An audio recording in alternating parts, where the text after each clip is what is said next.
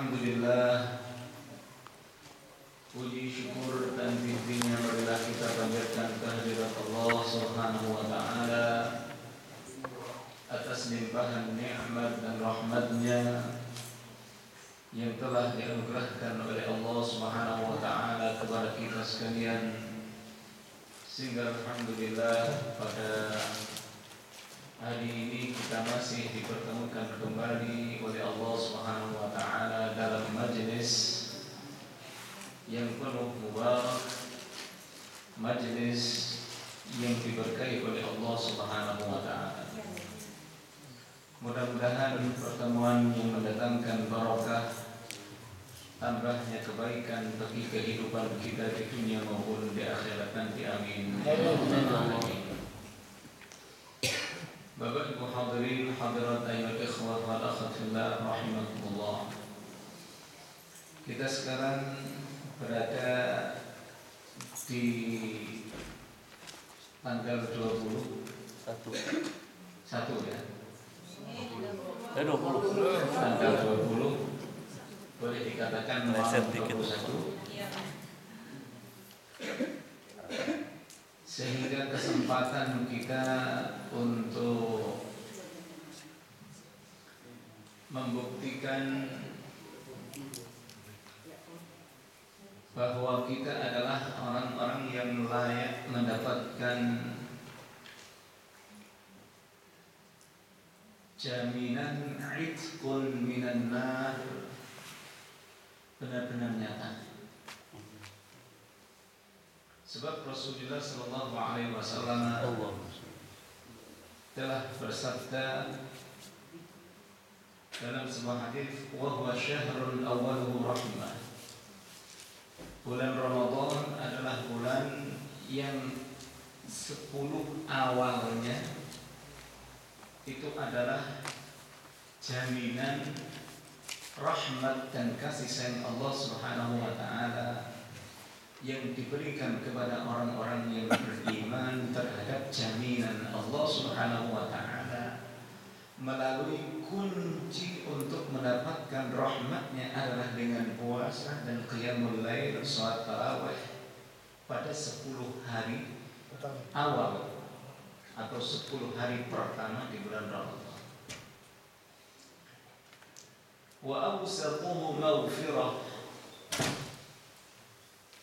dan di pertengahan bulan Ramadan, artinya 10 pertengahan bulan Ramadan adalah ampunan Allah Subhanahu wa taala yang disediakan bagi mereka yang istiqamah atau melanjutkan puasa dan amal solehnya sejak 10 awal sampai pertengahan bulan Ramadan. Dan ini alhamdulillah sudah kita lalui bersama. Kemudian kita akan masuk pada 10 akhir di bulan Ramadan. Kata Rasulullah sallallahu alaihi wasallam, wa akhiruhu, dan 10 akhir bulan Ramadan adalah itqun minan nar, jaminan pembebasan dari api neraka. Berarti sudah sempurna apa yang akan kita terima berupa nikmat bagi kehidupan kita untuk di akhirat nanti. Karena kalau kita mendapatkan jaminan 3 hal ini dari Allah Subhanahu wa taala, sudah otomatis kehidupan kita akan terasa sempurna dan bahagia baik di dunia ini sebelum kita benar-benar mendapatkan kenikmatan dan jaminan dari Allah di akhirat nanti, yang pada akhirnya kita akan mendapatkan jaminan yang sempurna itu. Sebab orang hidup ini tidak ada lain harapannya kecuali dia mendapatkan 3 hal itu. Seperti contoh, mengapa kita membutuhkan rahmat dan kasih sayang Allah Subhanahu wa taala?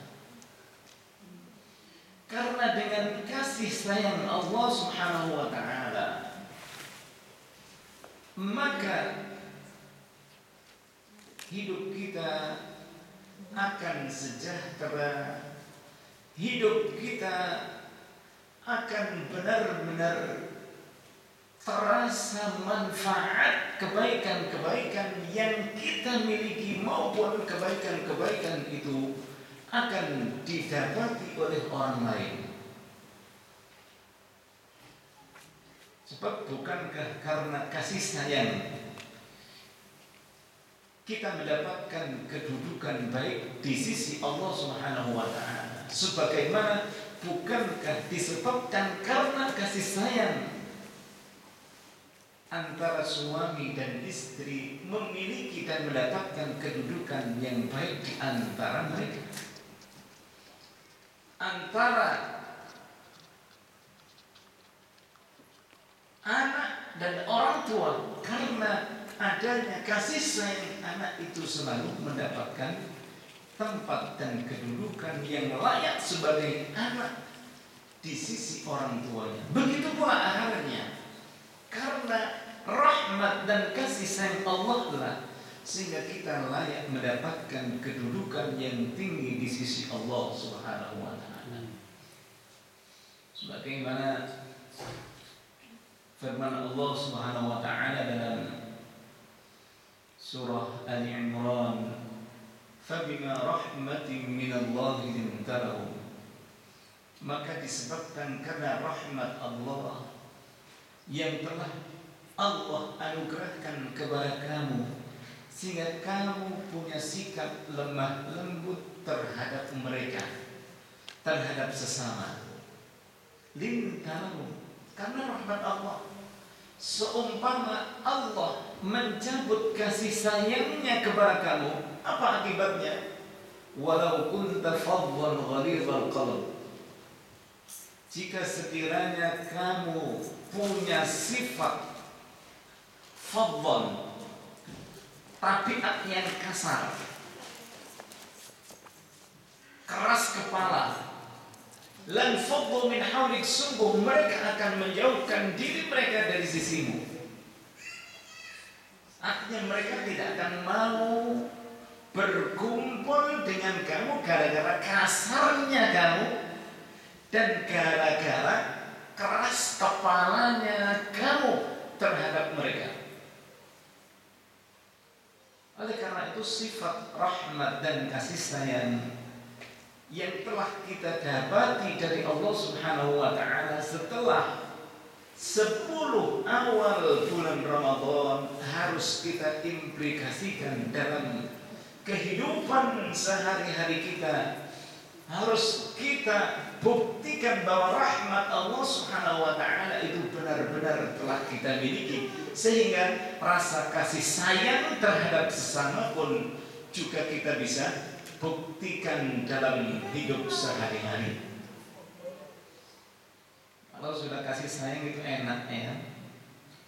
Makanya orang hidup berumah tangga pun juga tujuannya agar mendapatkan kasih sayang. Sebagaimana firman Allah Subhanahu wa taala, "Wa min ayatihi an khalaqa lakum min anfusikum azwajan litaskunu ilaiha wa ja'ala bainakum mawaddatan wa rahmah." Dan di antara tanda-tanda kekuasaan Allah Subhanahu wa taala adalah Dia Allah telah menjadikan hidup kalian berpasang-pasang antara suami dan istri. Dan karenanya Allah Subhanahu wa taala menumbuhkan di antara kalian cinta dan kasih sayang. Nah, kalau ini tetap bertahan, rasa cinta yang ada di dalam hati kita terhadap suami, istri, anak-anak, maka kehidupan berumah tangga ini akan tetap utuh sampai dipertemukan kembali hubungan rumah tangga ini pada hari kiamat nanti di dalam surga bersama-sama. Karena apa? Rahmat ini yang mengantarkan mereka untuk mendapatkan jaminan kehidupan yang bahagia seutuhnya baik di dunia maupun di akhirat. Tapi kalau rahmat ini sudah hilang, seseorang itu tidak mendapatkan rahmat dari Allah Subhanahu wa taala, sehingga perilakunya kasar terhadap sesama, sehingga dia suka berkata-kata kotor dan berkata-kata mencemoohkan orang lain, maka otomatis hubungan antara si A dan si B, antara suami istri, antara persahabatan tidak akan lama umurnya. Disitulah kemurkaan Allah Subhanahu wa taala datang disebabkan karena antara lain apa? Antara lain seperti itu. Makanya dalam sebuah hadis, abghadul halal 'inda Allahi talaq, perkara yang meskipun diperbolehkan karena terpaksa dilakukan sebagai keputusan akhir oleh suami istri adalah talak. Talak cerai adalah keputusan terakhir yang mendatangkan murka Allah Subhanahu wa taala. Jadi Allah, perkara yang paling dimurkai oleh Allah Subhanahu wa taala adalah talak. Apa talak itu? Cerai. Karena apa? Itu tandanya bahwa kasih sayang yang dulu pernah bersemi di dalam hati masing-masing suami istri begitu cepatnya padam karena rasa kasih sayang itu telah dicabut oleh Allah Subhanahu wa taala.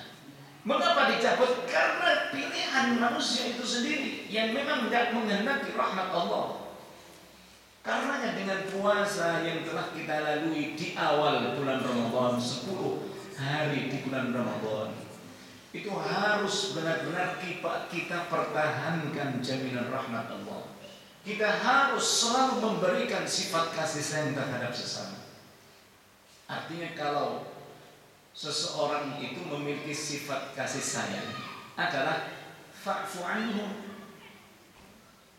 Fa'fu anhum itu maafkanlah siapa saja yang pernah bersalah dan khilaf terhadap kamu. Lebih-lebih istri, lebih-lebih suami, lebih-lebih teman sejawat. Kalau mereka pernah melakukan kesalahan, maka maafkan. Ini permintaan Allah Subhanahu wa taala sebagai syarat agar rahmatnya selalu dilimpahkan oleh Allah Subhanahu wa taala. Jadi barokahnya puasa di bulan Ramadan di awal-awal itu rahmat ini ya. Fa'fu anhum, maafkanlah mereka. Wastaghfir lahum, tidak hanya dimaafkan mereka itu karena kesalahan yang pernah diperbuat, tapi mintakan ampun kepada Allah Subhanahu wa taala. Hebat kan? Mintakan ampun kepada Allah. Artinya kesalahan-kesalahan orang yang pernah berbuat salah kepada kita, jangan malah kita menaruh dendam terhadap mereka, tapi sebaliknya mintakan ampun kepada Allah. Ya Allah, ampunilah suamiku, ya kan? Ya Allah, ampunilah istriku. Jangan ya Allah, matikan aja suamiku biar aku cepat bebas.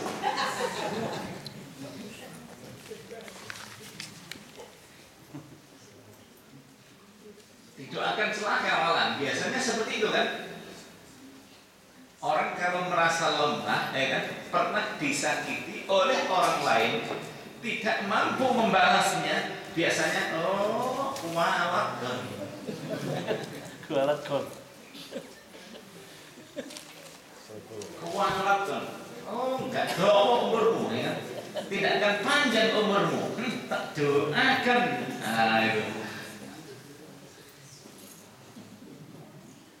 Itu bukan cirinya orang-orang yang mendapatkan rahmat dan kasih sayang Allah Subhanahu wa taala.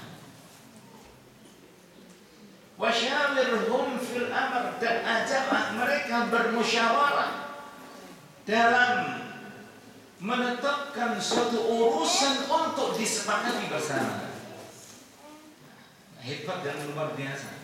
Biasanya orang itu kalau marah, tersinggung dengan saudaranya, dengan temannya, biasanya nggak mau ajak bicara.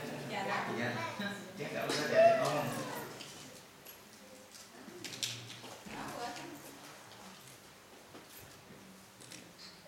Nah ini harus kita lakukan sebagai bukti kasih sayang kita terhadap sesama, sebagai bukti rahmat Allah Subhanahu wa ta'ala kepada kita, sebagai bukti pula bahwa puasa kita 10 awal di bulan Ramadan benar-benar diterima oleh Allah Subhanahu wa ta'ala. Kemudian yang kedua adalah wa awsatuhu maghfirah, dan tengah-tengah 10 pertengahan bulan Ramadan adalah jaminan ampunan Allah Subhanahu wa ta'ala. Artinya ampunan Allah ini pun juga digantungkan oleh Allah Subhanahu wa ta'ala sebagai sikap dan sifat rahmat kita yang telah kita peroleh di awal bulan Ramadan. Jadi Allah Subhanahu wa ta'ala secara otomatis akan mengampuni kita dari dosa-dosa yang pernah kita perbuat. Seluruhnya diampuni oleh Allah jika kita mau memaafkan dan mengampuni orang-orang yang pernah berbuat salah kepada kita. Mana dalilnya? Allah Subhanahu wa ta'ala berfirman, وَلَا يَأْتَلِ أُولُو الْفَضْلِ مِنْكُمْ وَالسَّعَةِ أَنْ يُؤْتُوا أُولِي الْقُرْبَى وَالْمَسَاكِينَ وَالْمُهَاجِرِينَ فِي سَبِيلِ اللَّهِ.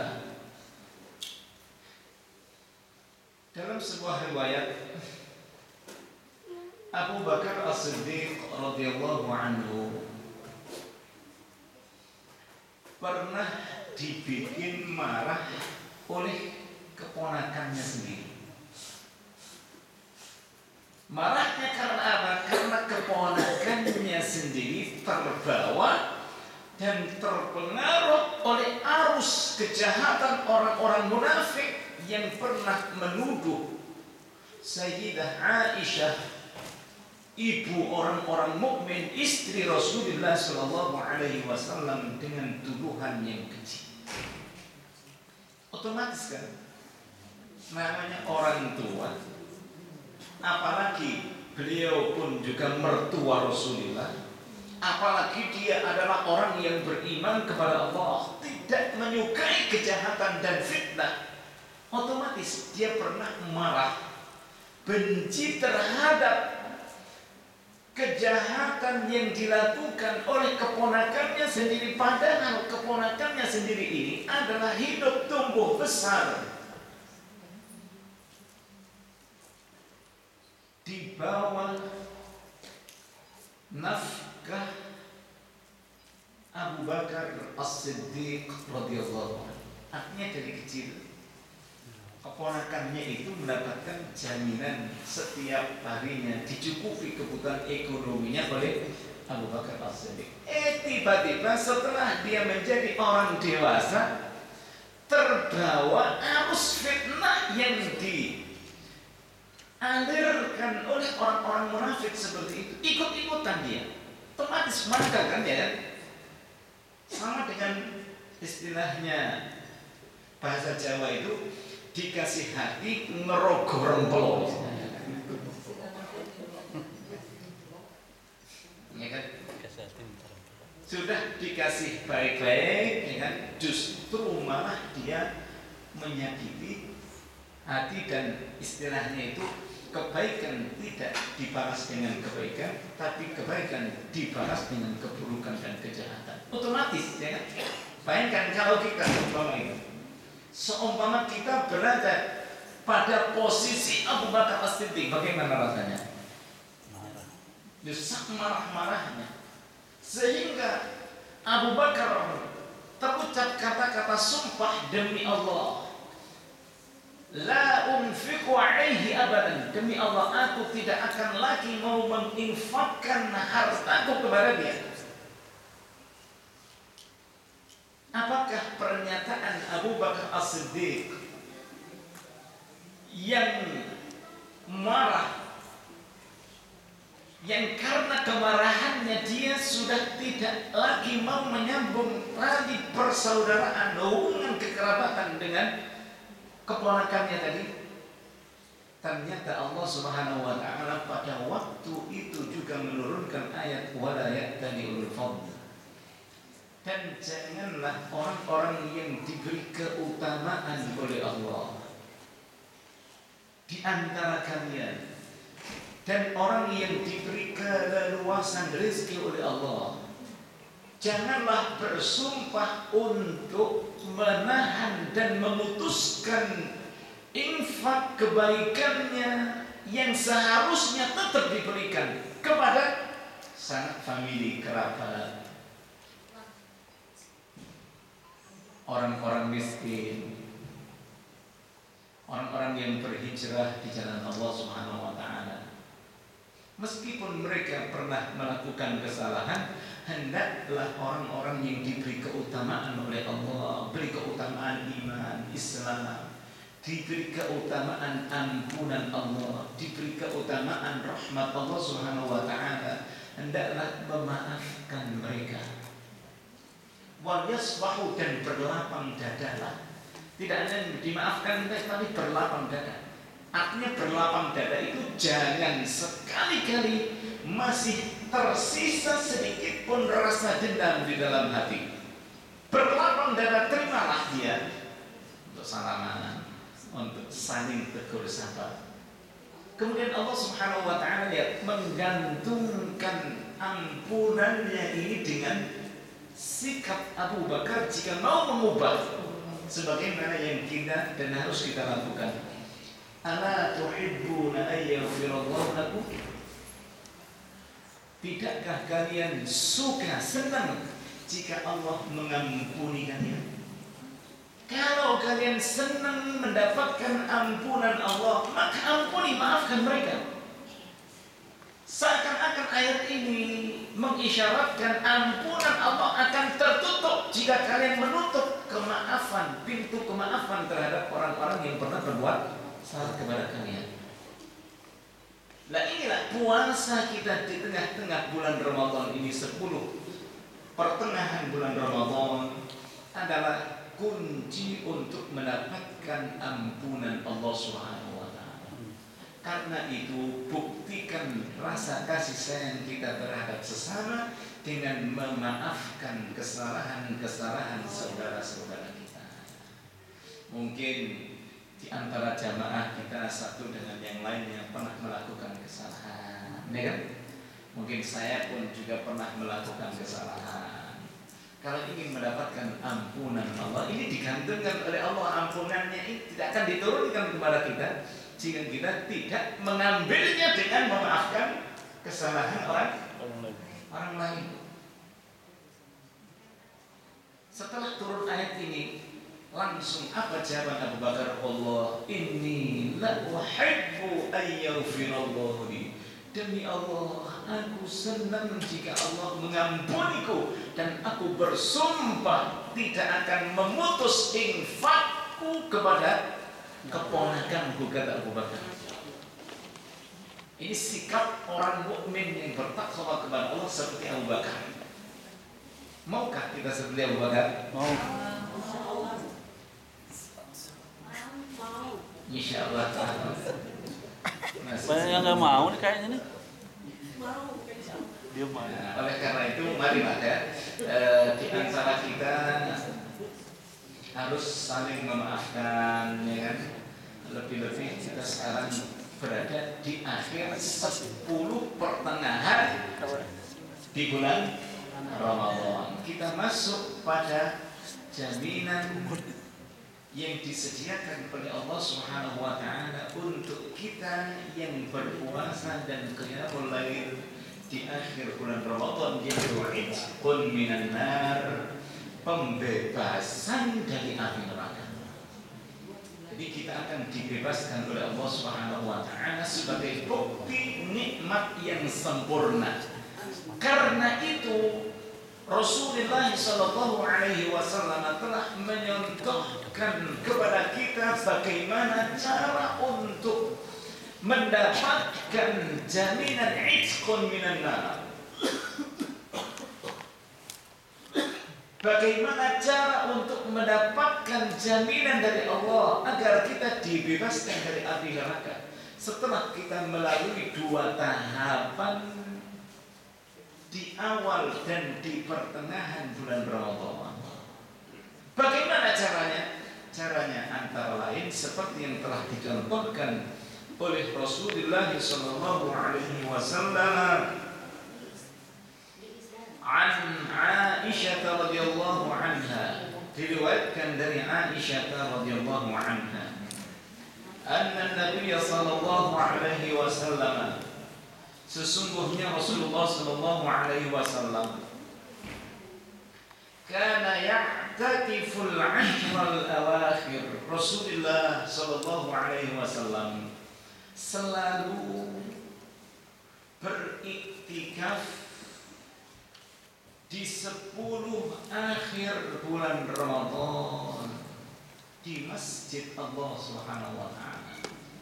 Iktikaf 10 akhir di bulan Ramadan di masjid-masjid Allah Subhanahu wa taala. Hatta tawaffahu Allah azza wa jalla, sampai Allah Subhanahu wa taala mewafatkan Rasulullah sallallahu alaihi wasallam, sedangkan Rasulullah belum pernah meninggalkan iktikaf beliau di masjid. Jadi diriwayatkan bahwa Rasulullah sallallahu alaihi wasallam ini beriktikaf selama 20 tahun. Artinya setiap akhir bulan Ramadan selalu beliau iktikaf di masjid-masjid Allah Subhanahu wa taala sampai beliau meninggal.